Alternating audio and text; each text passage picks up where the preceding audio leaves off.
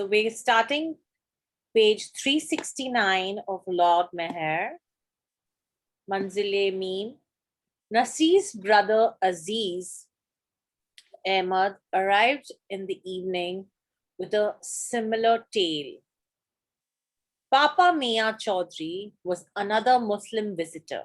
He came to the manzil on the first of every month to collect 100 rupees donation from Baba towards running of his educational institution in Pune for poor Muslims.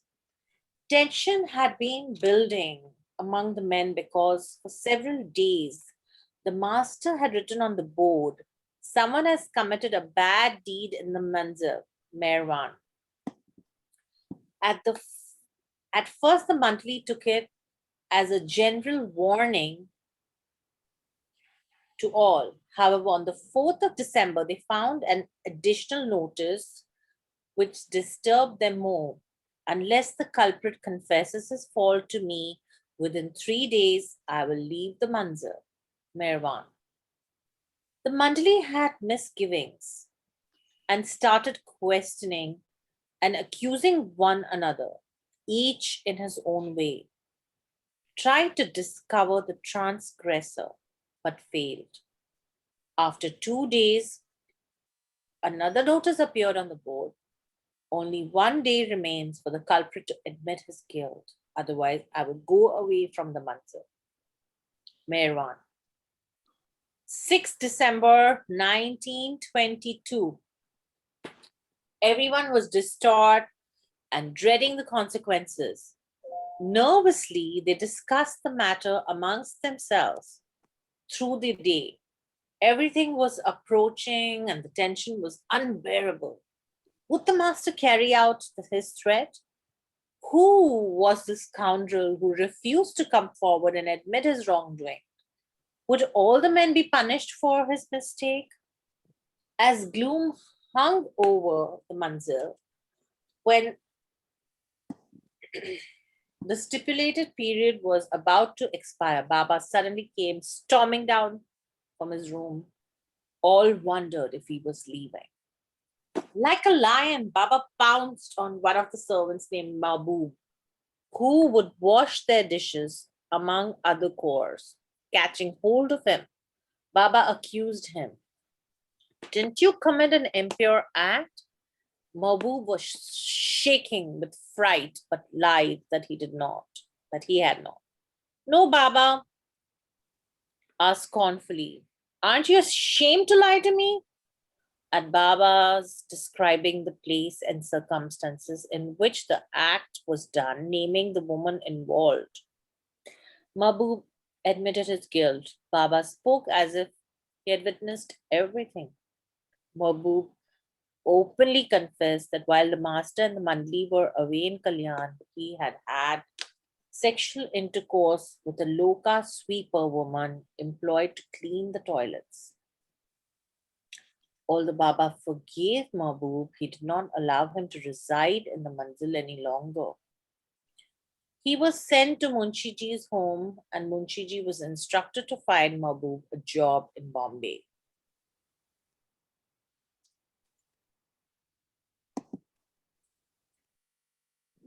Naval had been very ill for several days, and Baba would often visit him at his house to see how he was feeling.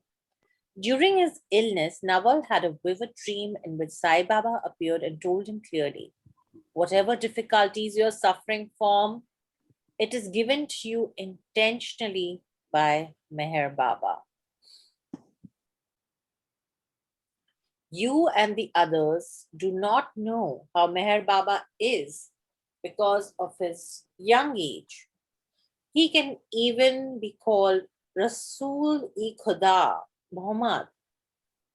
And it's not wrong for you to say that.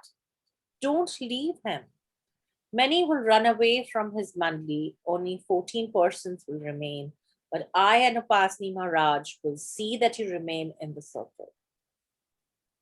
Nawal believed in the divinity of both Sai Baba and Upasni Maharaj, and his faith in Baba's divinity and authority was profound profoundly deepened by this dream. Khak Sahib's old tower car had become a constant source of trouble and expense to him. At the beginning of their stay at Manzil, Nawal had recommended overhauling the car for Baba's use. Baba wanted it to be disposed of at any price, but Nawal had insisted that if repairs were made, it would be worth its weight in gold. Baba did not want the car, but agreed to keep it on the condition that Nawal would have the car fixed. Although the car was rickety, it had been used to bring purchases from the bazaar, pick up and drop off Mandli, working at the flour mill, taking copies of Upasni Maharaj's biography for sale, and convey Baba and or the Mandli to and from various locations, including some afternoon matinees at the cinema. But the Mandli sometimes had to push the car to get it started, and they even had to move it towed via bullock cart to the manzil at times. Nawal tried his best, but the stover could not be made reliably serviceable. It was decided, therefore, to sell raffle tickets with the car as the grand prize. On 22nd December 1922, Baba sternly told the Mandli, "You do not carry out the work I give you with 100% of your heart, and you have become inattentive to my orders. Now, because of your negligent attitude, I will neither eat food nor drink water." Obviously upset, and without saying another word, he retired to his room early at 4 in the afternoon. The next day, Baba had written on the blackboard the following notice: "If the fixed number of copies of the book of Asni Maharaj's biography and the lottery tickets for Khak Sahib's motor car are not sold by 31st December, then Manzile Azmeen would be out of bounds, closed for those who fail. Because I'm keeping aloof, it does not mean that minor orders are not to be followed.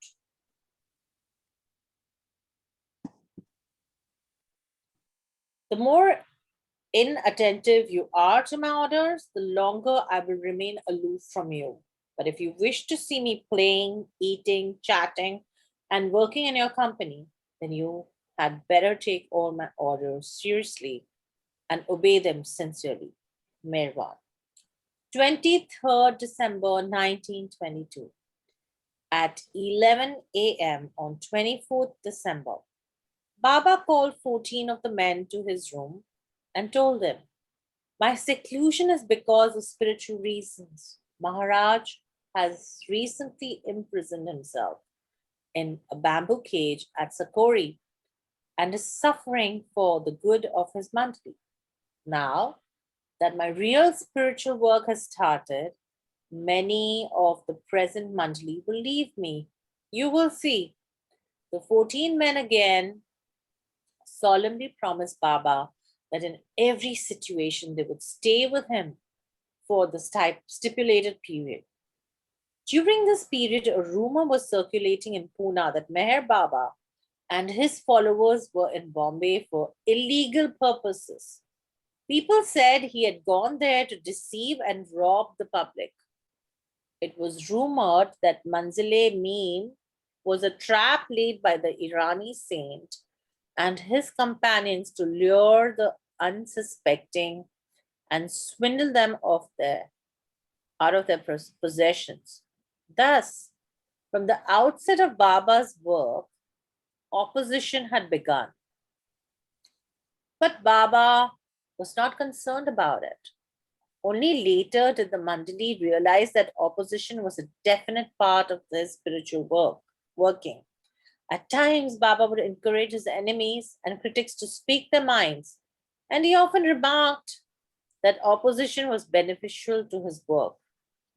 On 27 December, Baba called all the Mandali to his room It was the fifth day of his seclusion and fast. He was not eating or drinking anything. He required, he inquired whether they thought he should relieve them of the day to day small orders. After a long discussion, it was settled, except for 28 specific orders, all of the master's previous instructions would be void. Until then, all his orders had been verbal, but he instructed these 28 orders and the 7 previous orders should be typed out on a copy given to each of you. Marvin, would you be able to read the footnote?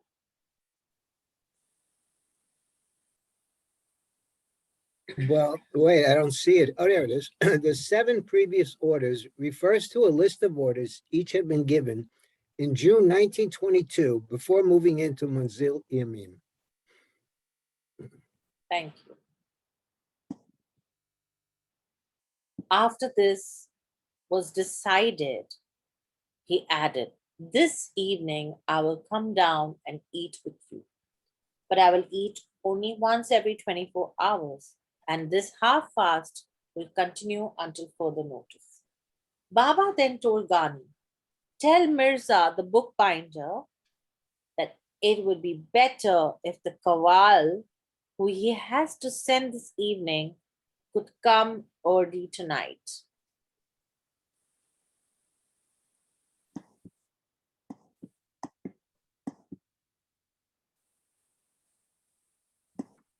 Does anyone else want to read? Marvin, you go.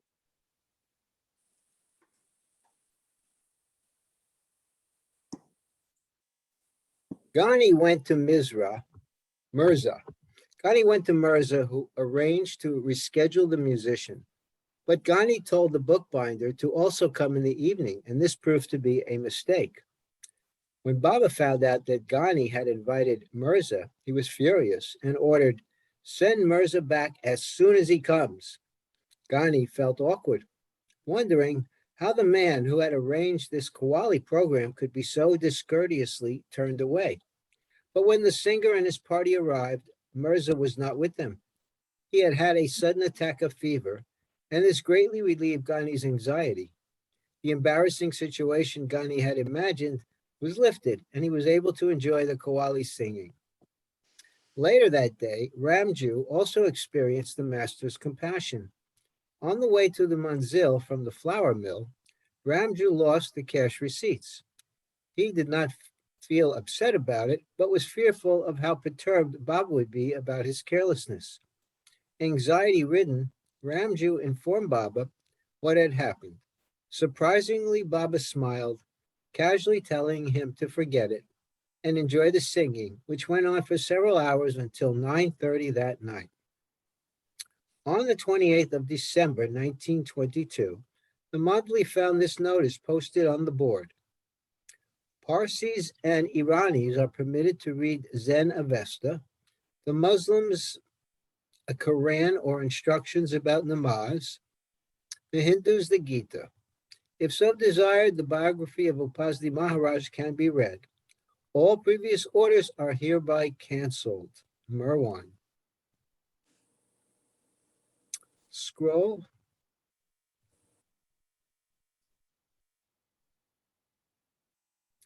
He then called each man to his room and handed him a copy of the 28 orders, as well as the 7 previous orders issued before coming to stay in the manzil.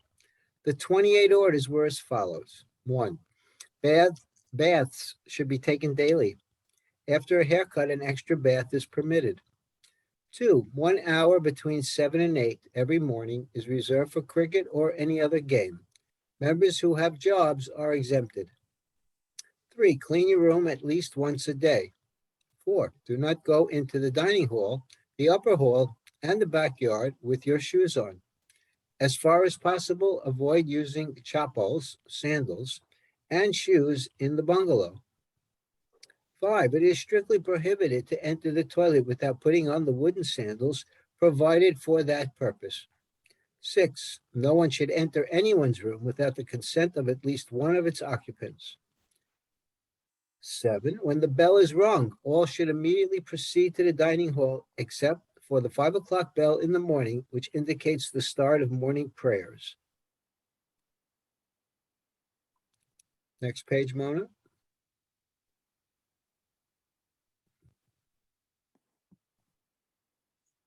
Eight, do not give away or exchange your clothes or food with among yourselves. 9, eating less than to your full satisfaction is strictly prohibited. Report the reason for your inability to eat despite hunger, and also in the case of no appetite after accepting food. 10, any decline in health should be reported immediately. Recording in progress. 11, while out at work, do not spend more than 2 annas for drinks. And when off duty, don't keep money in your possession. 12, striking another under any circumstance is strictly forbidden, even in the case of self-defense. Wrestling and boxing are prohibited. 13, lies, abusive language, and ill feelings toward one another are not allowed to the extent of breaking my order. 14, do not read books, newspapers, magazines, and anyone else's letters.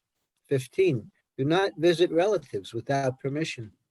16, do not write a letter to anyone unless previously sanctioned. 17, permission is required before going out. 18, in order to avoid impure actions, do not touch anyone while having sexual thoughts. Avoid vulgar stories and other such topics of conversation. 19, do not touch any girl except your mother or sisters. 20, without being ordered, do not consume any food not cooked in the manzil while outside. 21, any sexual acts must be immediately admitted. 22, a haircut and shave are allowed on Sundays and Thursdays before noon. 23, it is not necessary to report any breach of orders except in cases where asked to do so. 24, no one should enter the manager's, which is Rustam's, office of Circle and Company without his permission. 25, before going to sleep, cover your ears with a piece of cloth or put cotton in them. 26, everyone must sit down while drinking. Plates should be removed after every meal by the members themselves. 27, bathrooms should not be used as urinals, bathing rooms, excuse me. 28, falling at the feet of Meher Baba is strictly prohibited. Spiritual orders, rise at 4 in the morning and offer prayers between 5 and 6 o'clock, according to your respective religions. Daily visit your places of worship and carry out any other individual spiritual orders as given by me. Since the day Baba had started his 1 meal fast.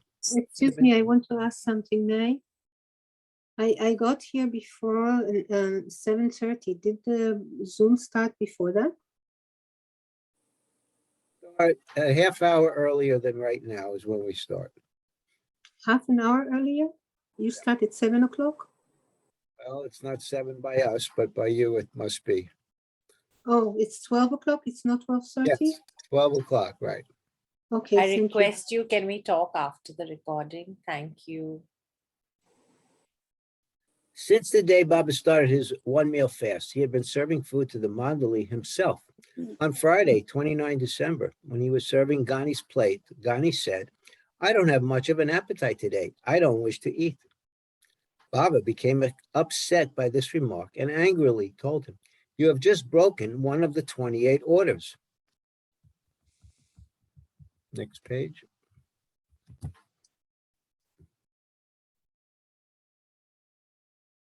Gani replied, according to my understanding, I have not broken any. While scolding Gani, Baba suddenly threw the plate he was holding at Baramji. The atmosphere was tense as Baramji cleaned up the mess, but within a short time, the argument stopped and Baba became calm. Gani left the room without eating. He was distressed throughout that whole day and the next, and wept frequently. On the 30th of December, he had a vivid dream of Hazrat Babajan. I found myself sitting near Babajan at Charbodi in Pune. At first, I felt Babajan frowning angrily at me, but after some time, she drew near and made me sit in an odd position, back to back with her. In this position, she continued rocking me to and fro. Then, reclining in my lap, she began to play in a most lovable manner. I then had a novel experience. One moment I felt Babajan laughing and playing in my arms, and the very next moment it was Baba instead. This continued for some time. While napping in the afternoon of the next day, Ghani had a dream of Narayan Maharaj. I saw Narayan Maharaj walking on the road, followed by a throng of devotees. Some of our mandali too were with him. When my turn came to approach Narayan, I saluted him reverently. He asked me many questions about my life. I told him I had renounced the world in the service of Upasni Maharaj. Narayan took my hand in his, looking at my palm for some time, told me, "You are 25 years old." I have forgotten what else he said. You want to open the asterisk there, the footnote?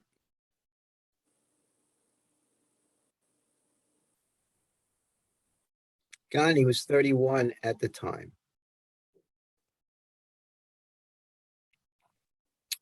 The scene changed, and I found myself in front of my house in Lanavla. There were many other people, some standing and others loitering about.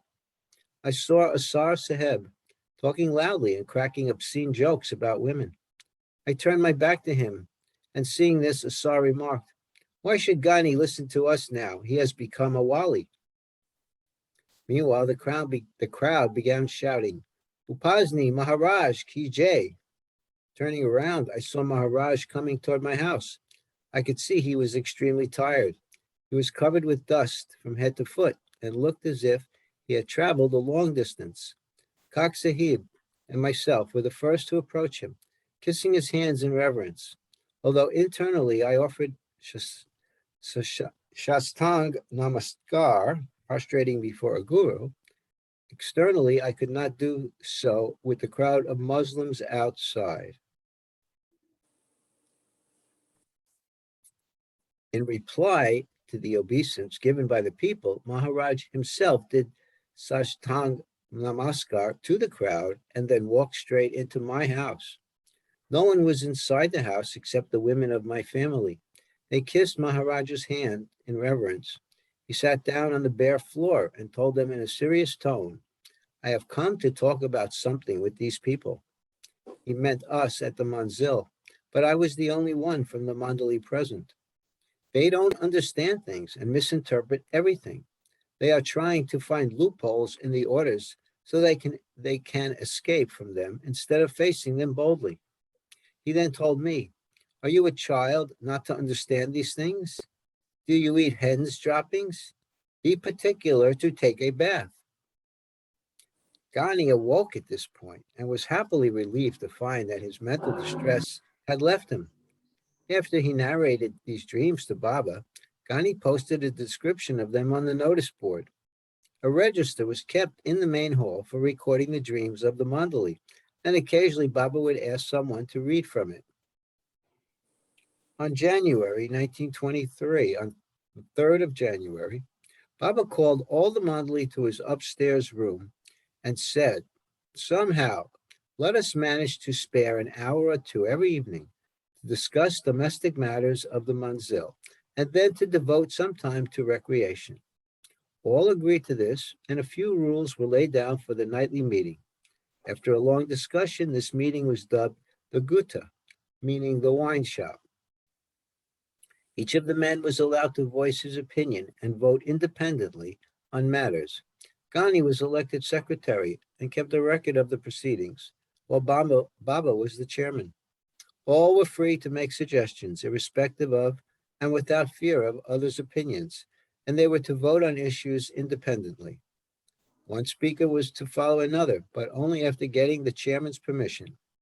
No one was otherwise allowed to speak, lest it turn into a normal tavern where uproar and disorder usually prevail. Each man had to raise his hand before speaking, and thus the master established an official body of government in the Manzil.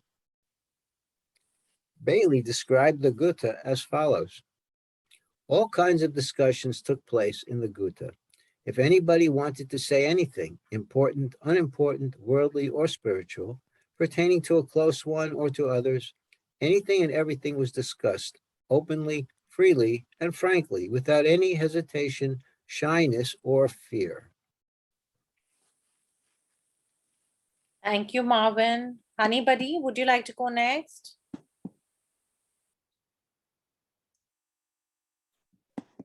Is he there? All were given such freedom of speech to such an extent that even matters pertaining to Baba were permitted. If anyone felt reason to complain against him about his orders and opinions, or if anyone felt hurt by him, all such issues and anything else could be openly and frankly brought up in the Gutta.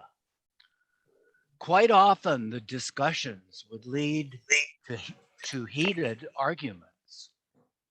And whenever the situation seemed to be getting out of control, Baba would intervene and bring the house to order, would settle the issue.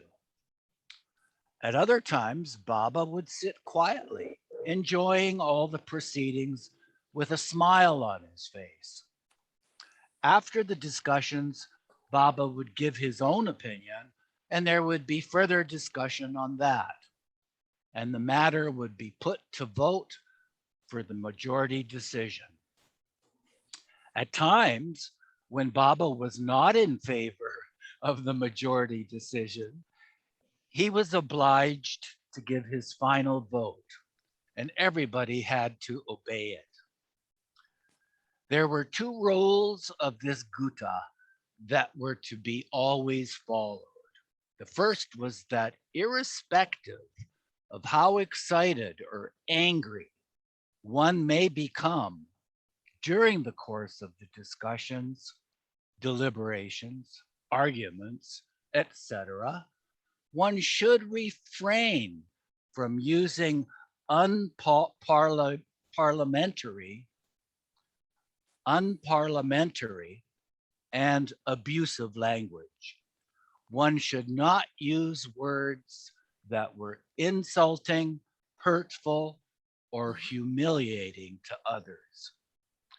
Under no circumstances should such heated arguments be allowed to take a serious turn.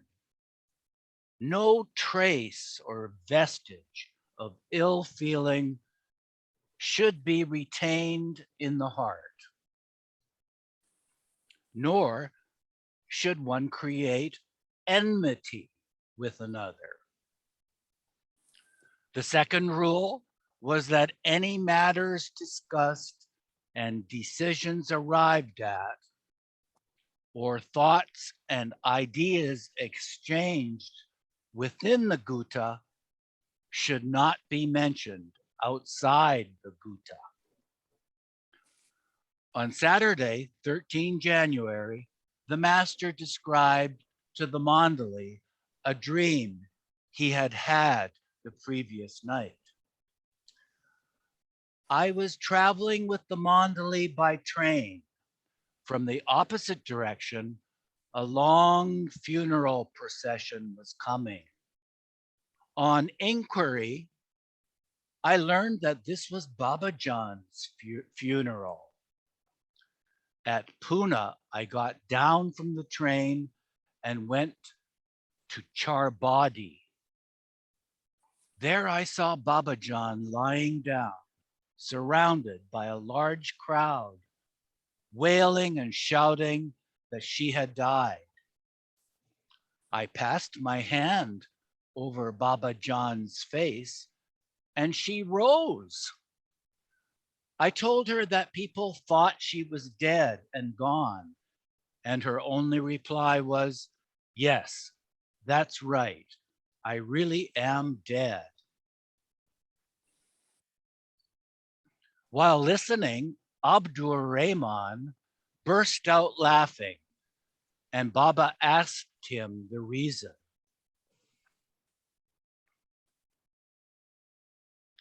Abdur said, That is the very same dream I had last night.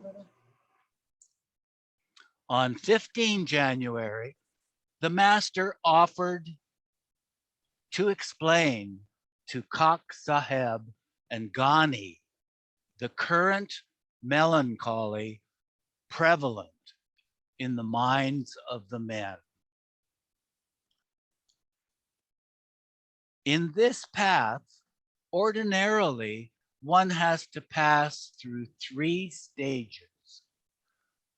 The first stage consists of a keen interest and intense longing to know about and experience God, resulting in bright hopes and pleasant expectations.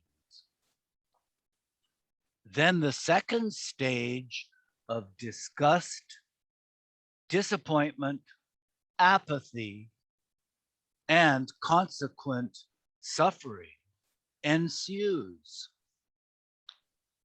The third but last stage is that of the realization of God. At present, all in the mandali are in the second stage, which lasts quite a long time. Since it is inevitable, try to put up with it and pass through it cheerfully. Don't leave me for any reason. During the evening of 16 January 1923, Ahmed Khan was supervising the marching of the mandali in the back compound. Ahmed had previously been in the army and, in smart military fashion, was shouting, "Left turn hut, right turn ho." The marching lasted for about an hour, and Ahmed made the men sweat like new recruits. Afterward, Baba disclosed the reason for the strenuous exercise. Today is Kakaji's daughter's birthday, and he has sent us a large quantity of rich food. To create an appetite and to digest such food requires exercise.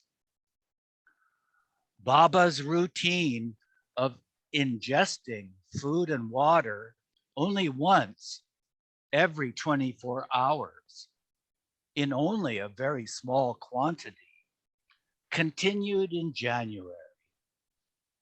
He would also ask for raw tobacco, which he would chew day and night on an empty stomach. In the evening, he would take a hot bath with numerous buckets of water. Ghani and Gustaji were near him during the nights, and both remarked that he continually tossed about, scarcely sleeping. Despite this abnormal behavior, Baba remained more active and alert than anyone else at the manzil and continuously supervised the premises.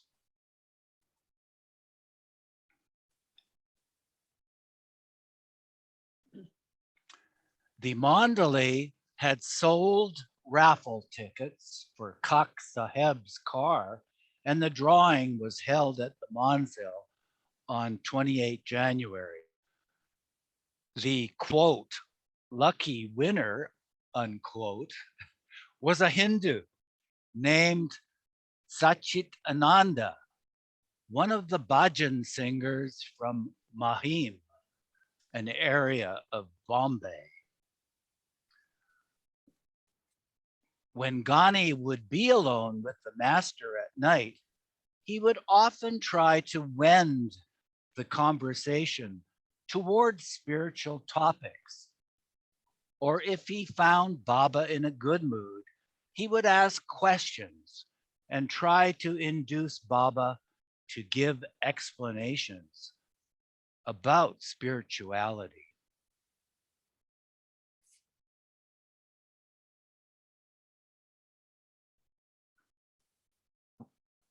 Rosalie, would you like to continue? Yeah, I'll read. Sometimes Ghani would deliberately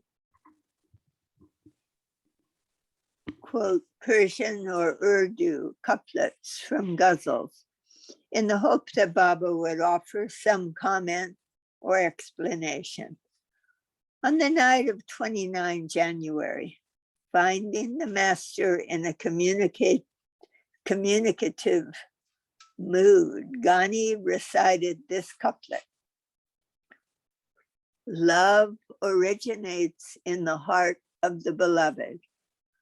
Unless the lamp burns, how can the moth become mad after it? Baba took the bait and explained it to Ghani. It is assumed that there is a lover and a beloved, and the connecting link between them is love. Although God is universal love, let us, for the sake of argument, concede that God at first begins to love or attract a talib, aspirant, by means of sufferings.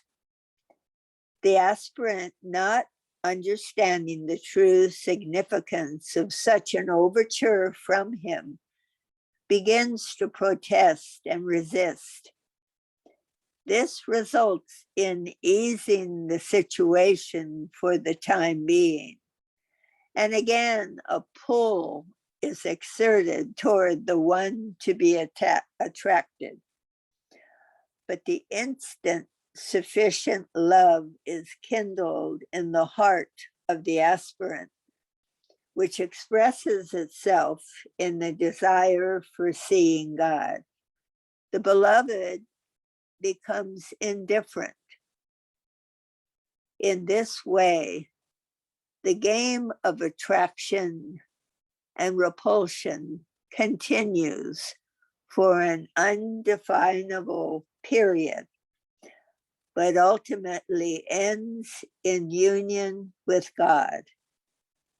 This is exactly what Hafiz explains when he says, one tip of a strand of hair is in my hand, the other in the hand of the friend. Our tug of war has been going on for years. Whatever degree of love you have for me, in the same proportion at times, you will hate me also. This hatred or repulsion is the resistance offered by you when I am trying to attract you toward me by my internal love. In the course of time, you will begin to respond to my love with equal intensity. Then the force of my love will relax, and at that time, I shall become indifferent. A master has love for all members of his circle. This treasure of divine love, which has come to me through Babajan and Maharaj, will be shared at its proper time with the members of my circle and others in accordance with their connection, services, and sufferings. The esoteric fact which I want you to remember is that the beloved is more keen and eager to realize the lover than the lover's anxiety and longing for such union. Either Ghani or Ramju would be near Baba from 9 p.m. to midnight, and Espandiar would keep watch from midnight to 4 a.m. Sometimes Espandiar's eyes would droop since he had to work during the day and would have only a few hours of sleep.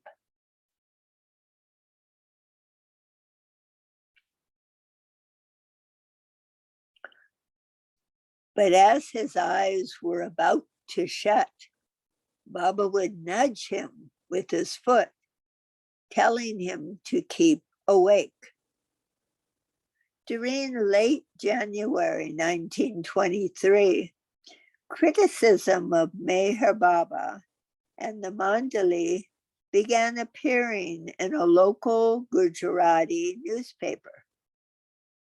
A few days before, Upasni Maharaj had been criticized in the same newspaper. The public was warned to keep away from Baba and his band of unscrupulous followers. The master paid no heed to the newspaper editor's criticism and would not allow anyone to write a rebuttal. After this warning was given in the newspaper, only a few courageous people ventured to meet Meher Baba. So this warning, in its own way, proved a help to Baba's work, as it brought only the sincere few. They were the ones who, after careful thought and weighing all the pros and cons, dared to meet him. In fact, one should beware of Meher Baba. To be near the fire and jump into it is meant only for the brave. Ghani had the habit of sleeping late each day and consequently would not participate in the early morning cricket matches. So Baba freed him from the game and allowed him to sleep. Ghani was delighted, but his joy was short-lived. His room faced the back courtyard of the manzil, where the game was played. His bed was by a wall that was under a large window, divided into smaller panes. While playing, Baba would fling the ball hard towards one of the window panes, sometimes shattering the glass. Ghani would peep out of the window in fright, having been rudely awakened. On one occasion, the ball Baba threw shattered the largest pane of glass, and Ghani awakened with a shock. "How can I possibly sleep when you deliberately throw the ball at my window?" he shouted angrily. "I know you are doing it on purpose." Baba replied, "The only solution is for you to rise early with the rest of us and sleep in the afternoon." Each disciple at Manzili Mim was learning that in this path with the master, sleep and any personal preference was taboo. To enter the lane of the beloved is in itself difficult. After entering it, there is suffering from beginning to end. But the disciple experiences bliss as well. Without this suffering and the pain of longing, life is found to be empty for the disciple. Baba had the habit of picking on his disciples' weaknesses or teasing them until they lost their temper. Then he would smile, saying, "You lost."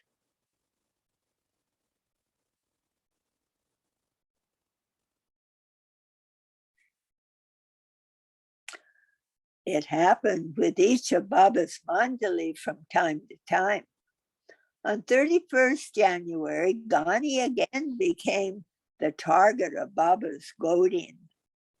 After the incident subsided, Baba called him to his room and explained, when a master is in the most perfect and peaceful internal state, or when some internal work is nearing successful completion, there sometimes automatically occurs an overflow of this internal state in an outward manner.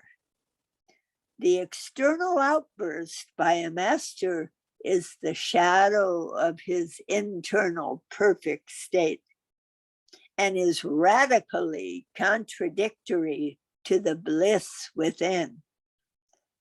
Consequently, in its outer manifestation, it takes the form of abusive language, shouting and beatings. But whosoever receives these ego-shattering blessings from a perfect master is very lucky indeed, since these tongue lashings and physical beatings work miracles for him and bring him unimaginable benefit, especially in his external affairs. But with you, Mandali, it is quite different. Your connection with me is settled and predetermined since time immemorial, since the first day of creation. And no power on earth can affect it. Therefore, I have put a stop to these outbursts and beatings, since you have no need of them. But even if it occurs, you should not mind it.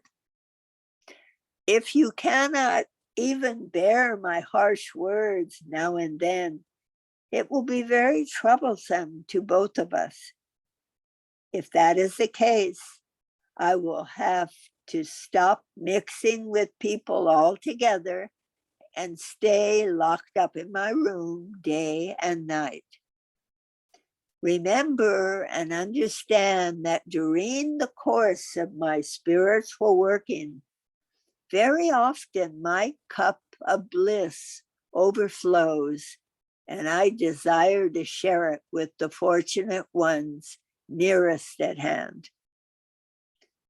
2nd February 1923 was the 38th day of Baba's 1 meal a day fast. On this day, Gustaji did not keep Baba's food in the exact place where he had been instructed. Baba became extremely vexed and threw the food away. "I won't eat tonight because of Gustaji's carelessness," he declared.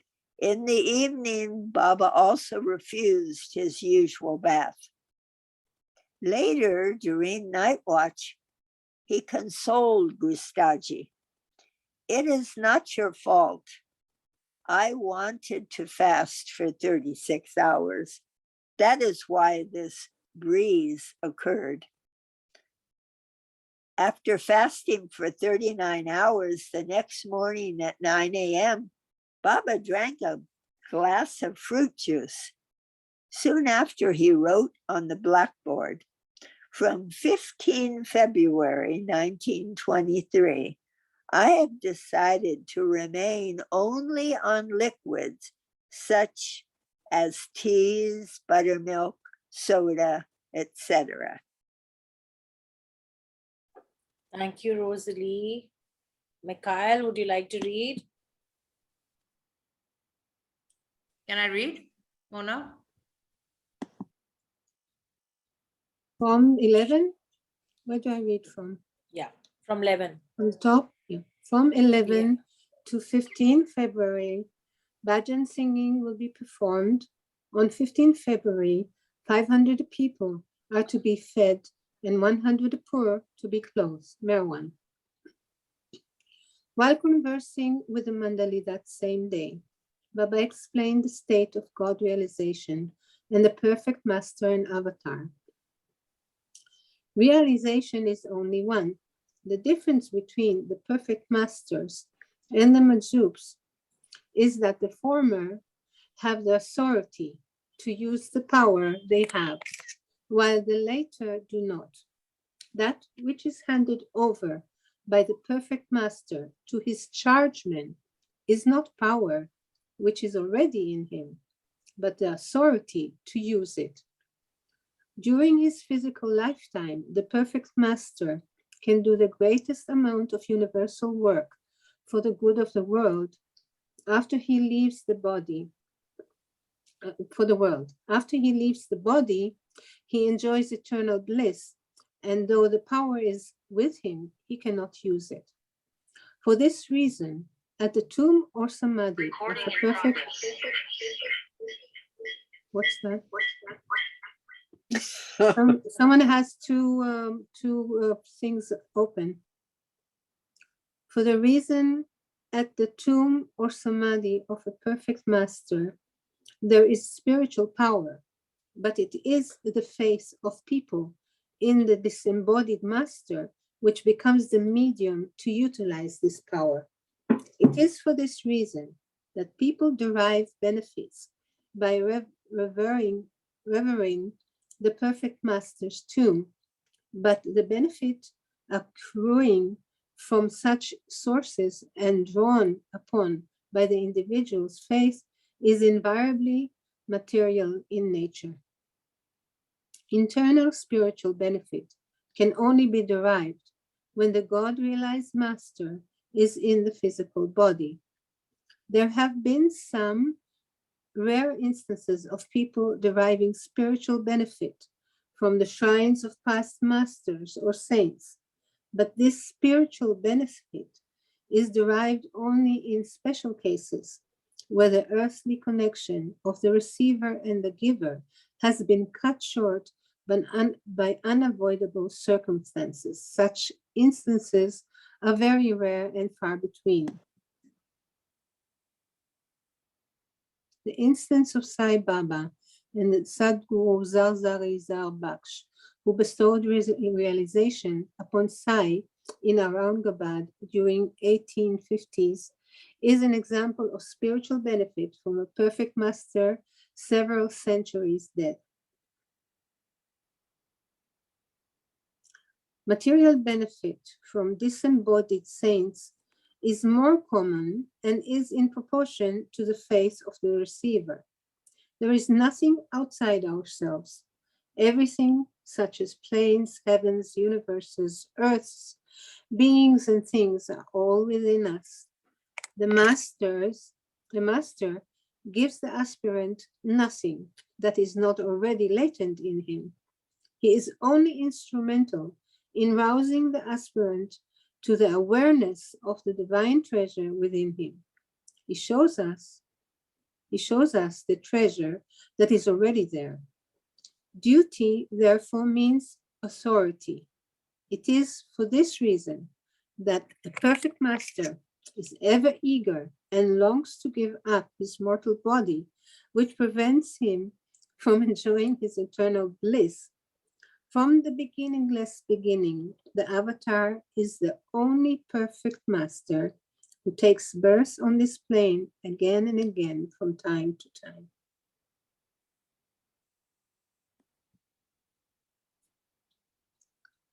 The last perfect form of that Sadguru was Rasul Ehuda Muhammad, as Maulana Niaz Ahmed says. The name and characteristics of my friend in every age vary. His form changes, but the face is always one, and the friend is in capital. That means the friend of God. During breakfast on Sunday, 4 February 1923, Baba emphasized to Gustaji, if I fall ill and you find me senseless, or if I seem to be in a very dangerous, critical condition, and even if I plead for relief, don't ever send for a doctor. Gustaji promised he would obey. The Gutta meeting was being held every evening, and new topics were raised daily. During that day, it was decided to enact a play for the master's upcoming birthday.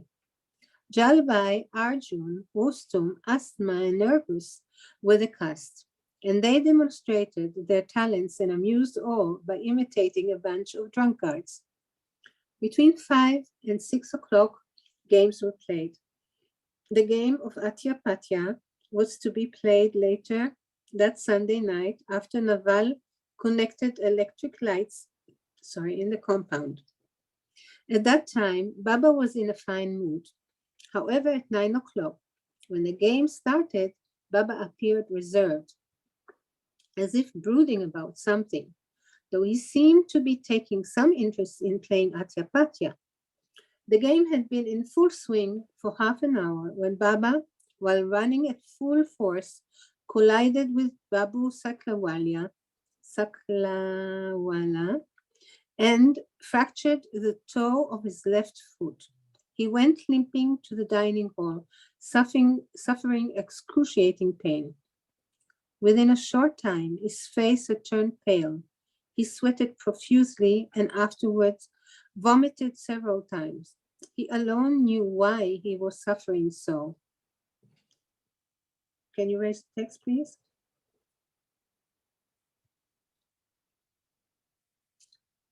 Thank you. As he alone knew why he was suffering so, as he repeatedly uttered, I am dying, oh God, I am dying. I want to do one thing and the reverse has happened. The joyful atmosphere had turned into one of extreme seriousness and anxious concern for Baba's welfare. While the Mandoli chaotically tried to alleviate his discomfort, he whispered several times to call for a physician or a Vaid, an Ayurvedic doctor. In this critical situation and in the excitement of the moment, all, including Gustaji, whom Baba had particularly told that morning, forgot that the master had strictly prohibited calling a doctor under any circumstances. Rustum and Nervous immediately went in search of an orthopedic doctor as the others massaged Baba and placed cold towels on his forehead. Suddenly he started shivering and having spasms as if he were being blasted by ice-cold winds. Next page.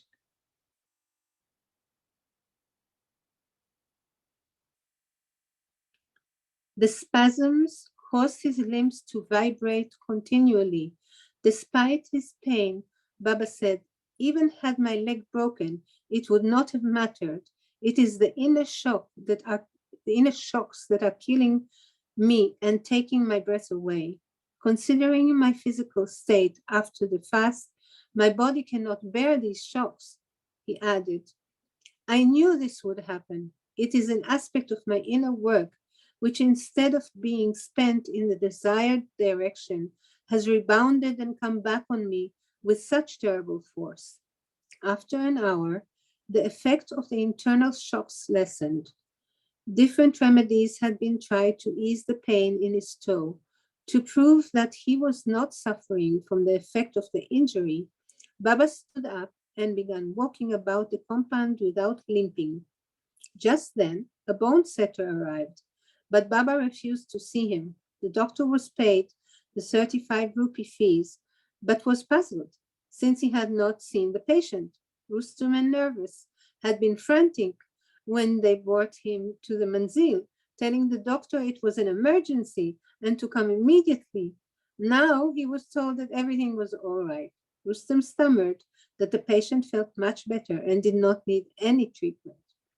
The doctor responded, since I am already here, and have been paid. It is better that I examine the injured person. The pain of the injury might lessen for a while, but then again it might flare up, worse than before. And you yourself claimed that my presence here was essential and most urgent. With difficulty and the embarrassed Rustam persuaded the doctor to leave. Baba's foot was soaked in hot water, medical turmeric paste was applied, and the toe was bandaged. The tension in the manzil soon subsided, as if nothing serious had happened. Baba then asked the mandali, "Can any one of you guess what the meaning of this mishap is?" Everyone expressed his own view, but no one's inferences was correct. Afterwards, Baba revealed, "You will recall what I have been frequently telling you about Azal being very unlucky and that he will either go mad or die some horrible death." The man remembered, and Baba explained, "This injury and internal shock to me was due to Azal. I tried intervening on his behalf, but the result is a failure. He is quite unfortunate compared with all of you. Within a week, you will hear something about his tragedy." Esfandiar Pendu recalls about Baba's suffering in this incident that Baba had later explained. "I was trying to work so that Judas should no longer play the part of Judas in this Advent, but I failed to achieve that object." Thank you. Maru, would you like to read? Mahu. Yes. You So have to change page. yeah, just if you can change page to the next one.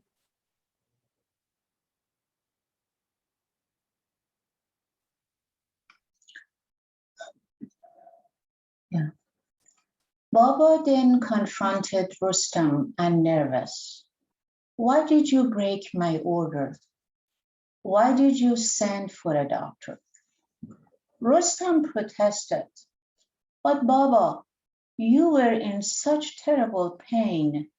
You said you were dying."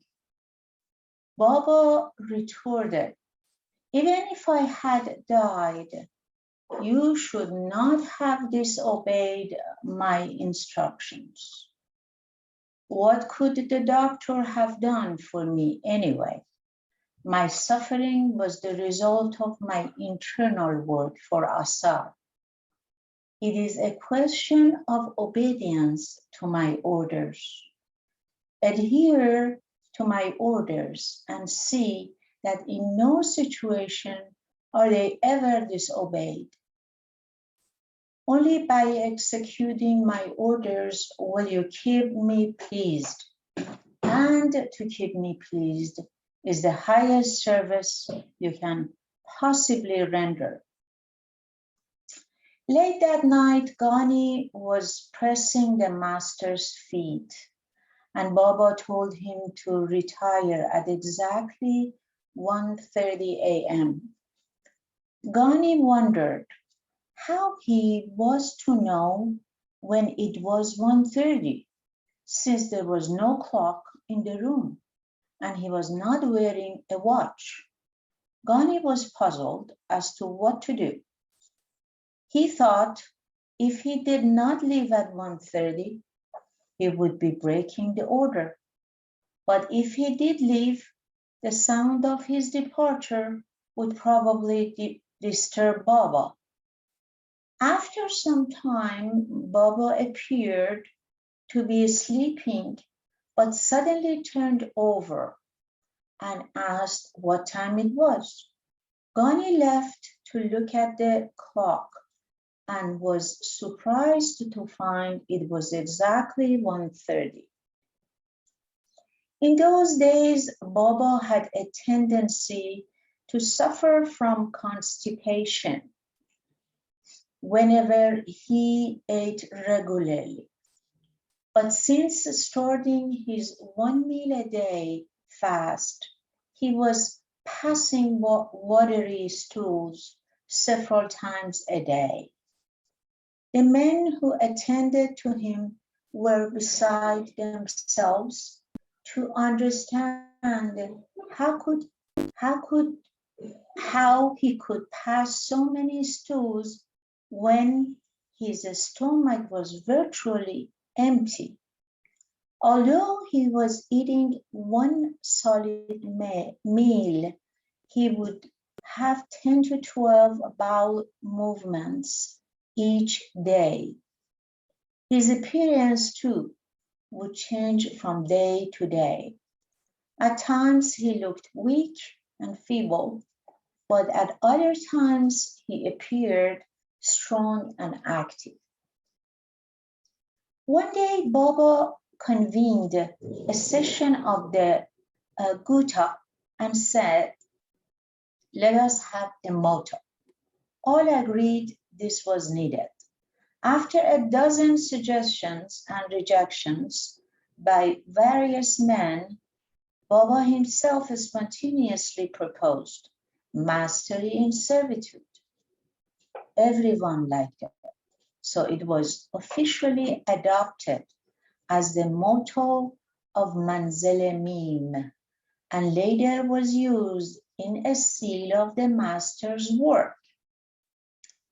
During the night of 8 February, Ghani was reading to Baba from the book The Life of Ghaus Ali, a Mohammedan Qutb, who was a Ghaus type, a perfect master like Sai Baba, and separated his physical body parts and as an aspect of his spiritual working.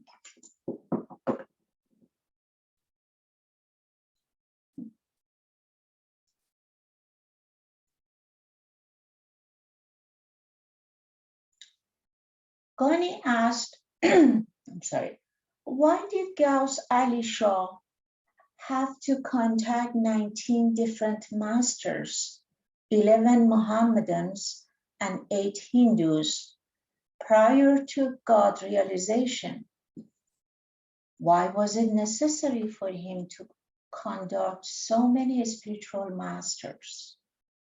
Baba replied, in actuality, God realization is always given by only one master. But to gain normal consciousness and knowledge, it is sometimes necessary to contact other masters.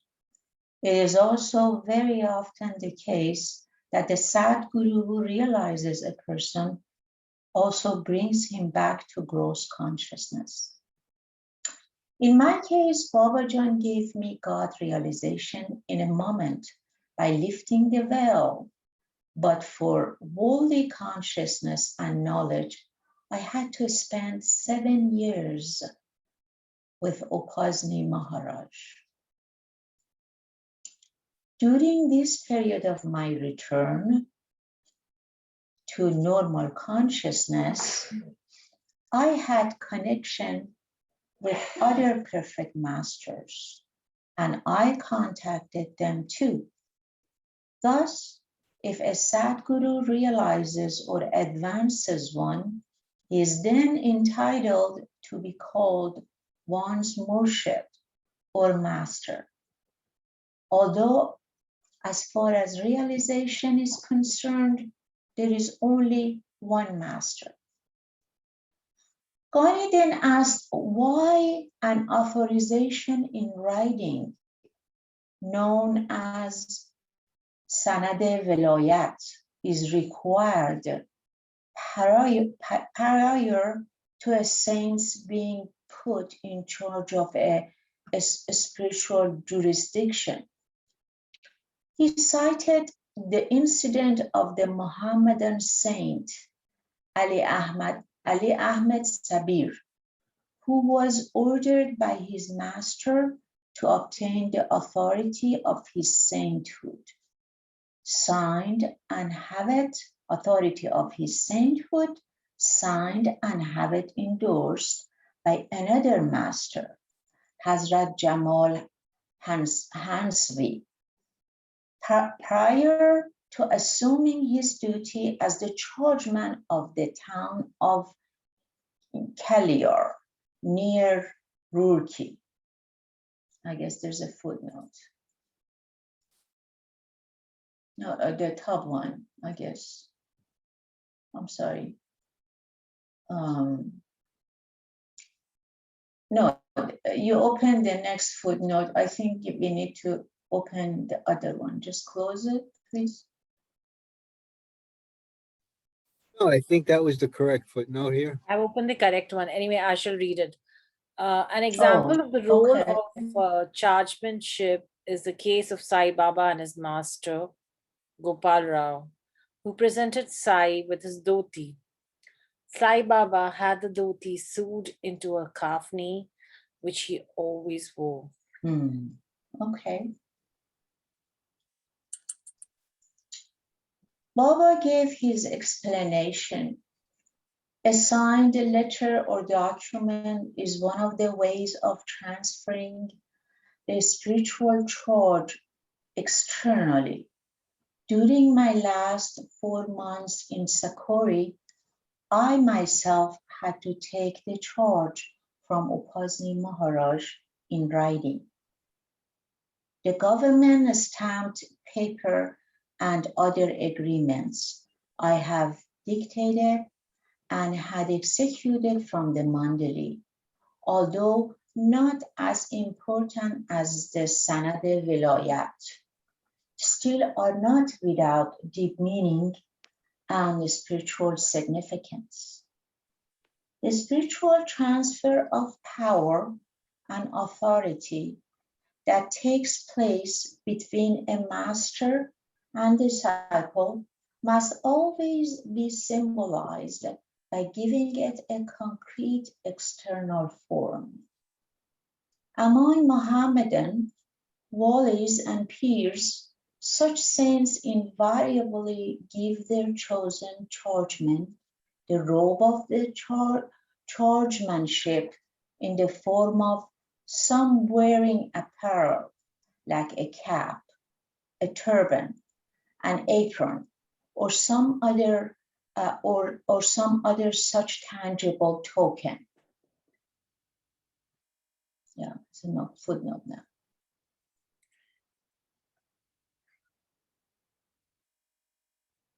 You're right, Mao. I read the wrong one. You could read this now. Okay. Ali Ahmed Sabir, also known as Alauddin Ali Ahmed Kaliori, was the nephew and disciple of the perfect master Baba Farid Shakar Gan.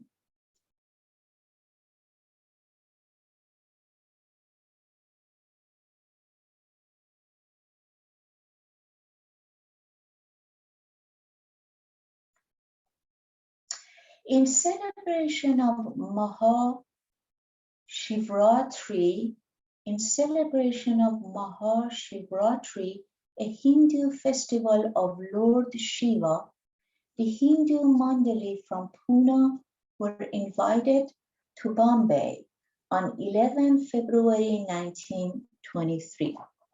During the Gutta meeting, Baba expressed concern about how they could accommodate their guests and at the same time prevent contamination since there was plague in Pune.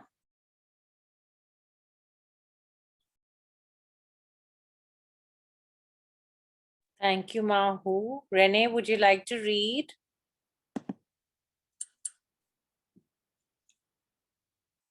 Renee, is she there, Mahu? Rainy, yeah, she's but without the video. She might have stepped away if she can't hear us, but she'll come back. Yeah. Rainy? Let Meher Yeah. read. She wanted to read. Meher left. Well, Meher, we've let's- only got 2 minutes, so maybe it's a good place. Yeah, I to think we should just discuss, and I shall stop the Then Mahu go recording on. now. Scroll up. I I mean, want to see what page Who's that is. recording? Marvin, are you recording? Can you stop the recording?